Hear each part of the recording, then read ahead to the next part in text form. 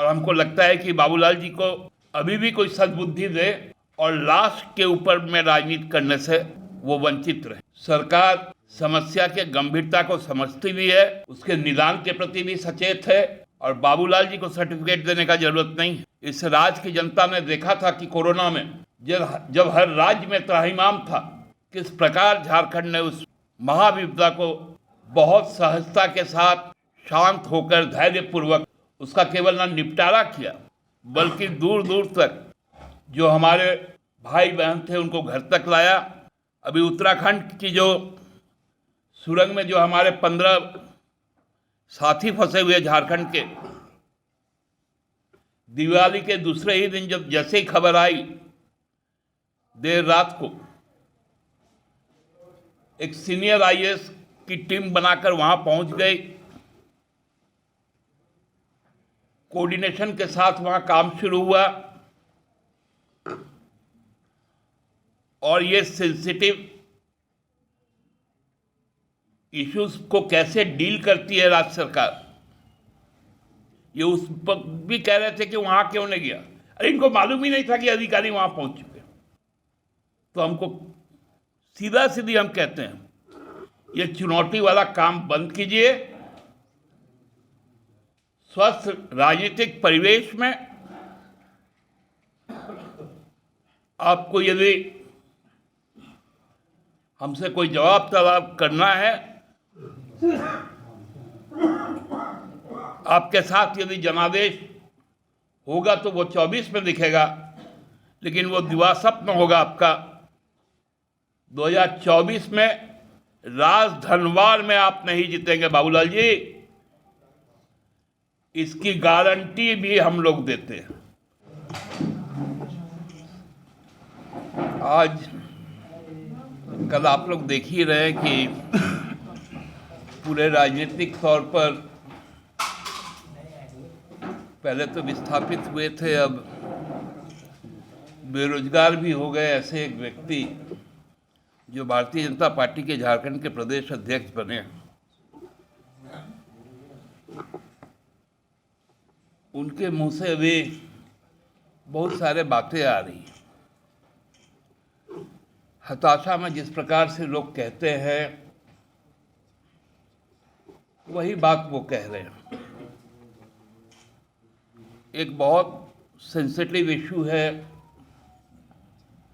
और वो हमारे राज्य के लिए एक अभिशाप भी है, खासकर संथाल परगना में और कोल्हान में, जो मलेरिया के रूप में और उसके ऊपर में लगातार हमारी सरकार ने बहुत योजनाबद्ध तरीके से उसके रोकथाम के लिए उपाय किए। जिस प्रकार कोरोना एक आपदा था, उसी प्रकार का ये मलेरिया भी एक आपदा है। इसमें बचाव ही सबसे बड़ी इसकी सुरक्षा होती है। जो सुंदर पहाड़ी का जो इलाका है और खासकर जो दुर्गम इलाका है, जहाँ पर सरकार अपने पिछले 4 सालों में बहुत हद तक सड़क सुविधाएं भी वहाँ कायम की है, लेकिन कुछ ऐसे दुर्गम पहाड़ी है जहाँ पर पहुँचना बहुत ही कठिन है। और वो जो टोपोलॉजी है उसको यदि आप ज़्यादा डिस्ट्रैक्ट कीजिएगा तो जो आज उत्तराखंड का हाल है कि इतना ना पहाड़ को आप काटते रहे कि अब लोग का जीवन नाश होते जा रहा है। और जो आदिम जनजाति है वहाँ का जो पहाड़िया, माल पहाड़िया, वो उन्हीं जगहों पर निवास भी करते हैं, उनको वहाँ से विस्थापित भी नहीं किया जा सकता।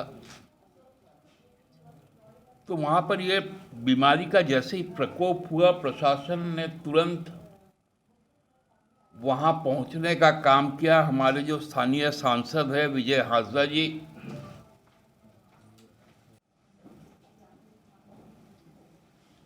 पिछले 14 साल से भाजपा को गरियाते थे, क्या नहीं बोलते थे।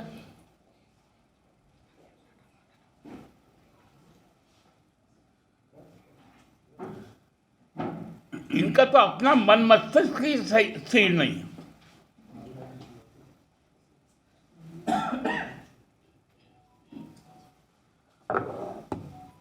गुरु जी को शिबू कहना, हेमंत मत बनना, अरे ये कोई राजनेता कहता है क्या?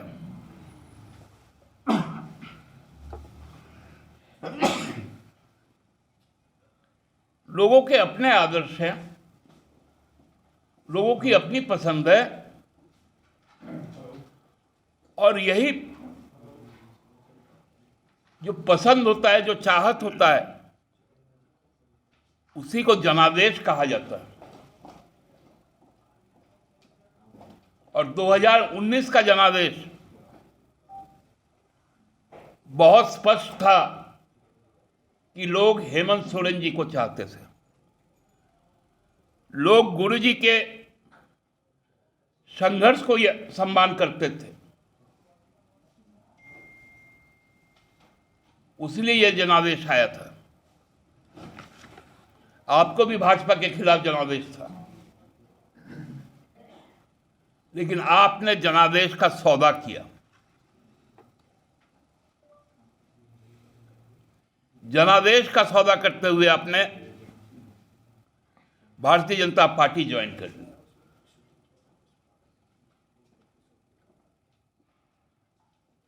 तो ऐसे लोग जब तक राजनीतिक समाज में रहेंगे, ये राजनीतिक समाज कभी भी प्रदूषण मुक्त नहीं हो सकता। देखे हैं कि लगभग 15 दिनों से जो मजदूर फंसे हुए उत्तराखंड में, क्या उत्तराखंड के मुख्यमंत्री वहां गए?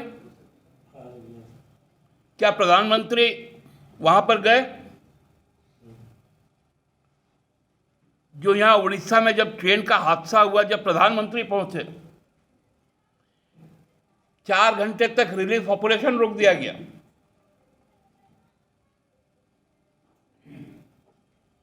तो ये भी सेंसिटिव इश्यू को भी इस प्रकार से एक बतंगड़ बनाना। बाबूलाल जी, आप पहले जवाब दीजिए कि आप लोग मणिपुर क्यों नहीं गए?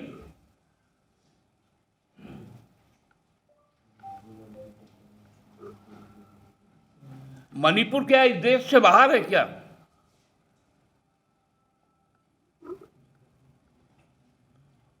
और अब बरहेट की बात करते हैं। मुख्यमंत्री हर पल वहां के स्थिति से अवगत है, जरूरी इंस्ट्रक्शन दिया जा रहा है। वहां का कमिश्नर वहां पर बैठा हुआ है, वहां का उपायुक्त वहां पर बैठा हुआ है, वहां का सिविल सर्जन वहां पर बैठा हुआ है। वहां जरूरी हर सामान वहां पर है। वहां का जनप्रतिनिधि, हमारा सांसद वहां पर है।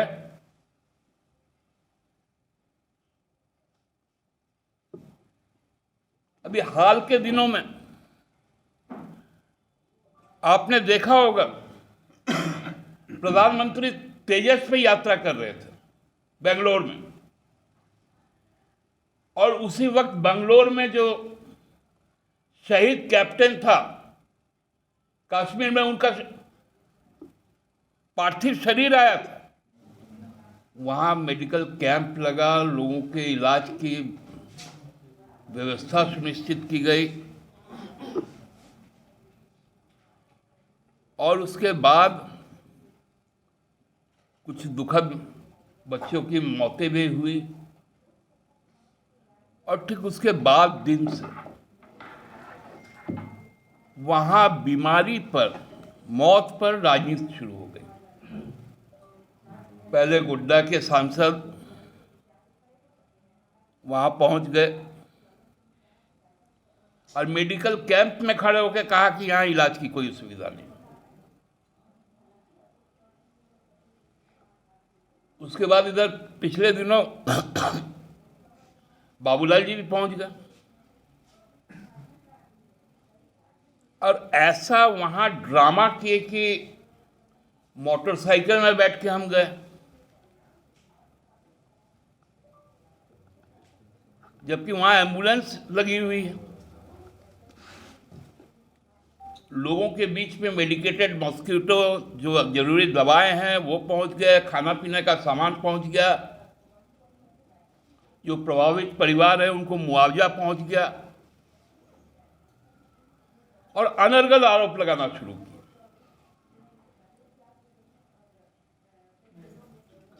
कि माननीय मुख्यमंत्री जी क्यों नहीं पहुंचे। बाबूलाल जी, आपको समझ में नहीं आता है क्या?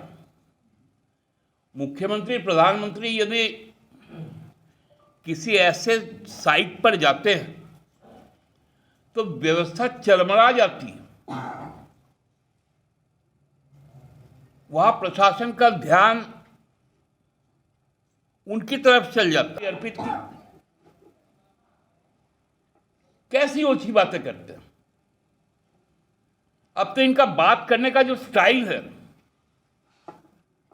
इतना बड़ा शख्सियत जिसको लोग दिशम गुरु कहते हैं,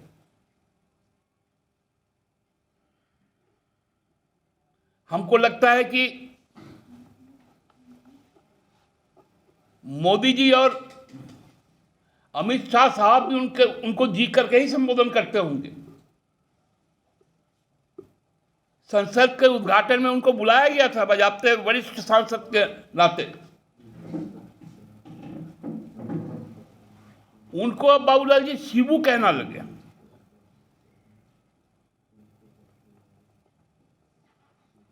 अभी बहुत चर्चा चला था पनौती का सोशल मीडिया में, लेकिन झारखंड में एक चुनौती भी है, ये समझ में आ गया अब हम लोग को।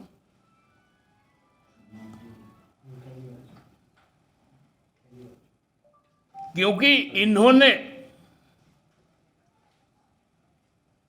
झारखंड स्थापना के नींव में चूना डालने का काम किया था।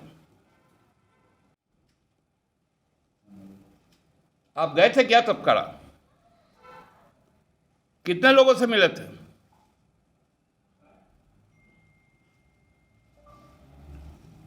नेतरहाट फील्ड फायरिंग रेंज, वहां गोलियां चली, लोग शहीद हुए।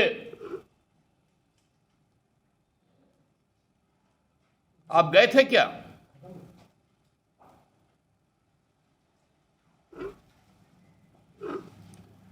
विचित्र समस्या है इस व्यक्ति के साथ,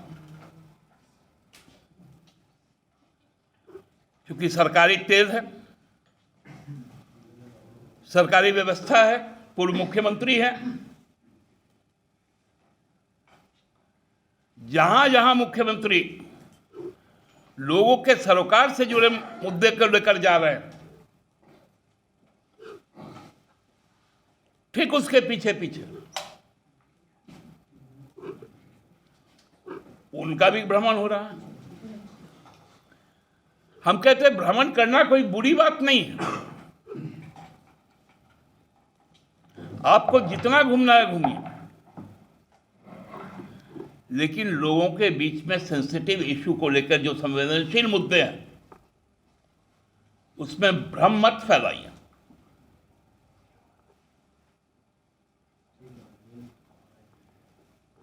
चुनौती में होता है ना,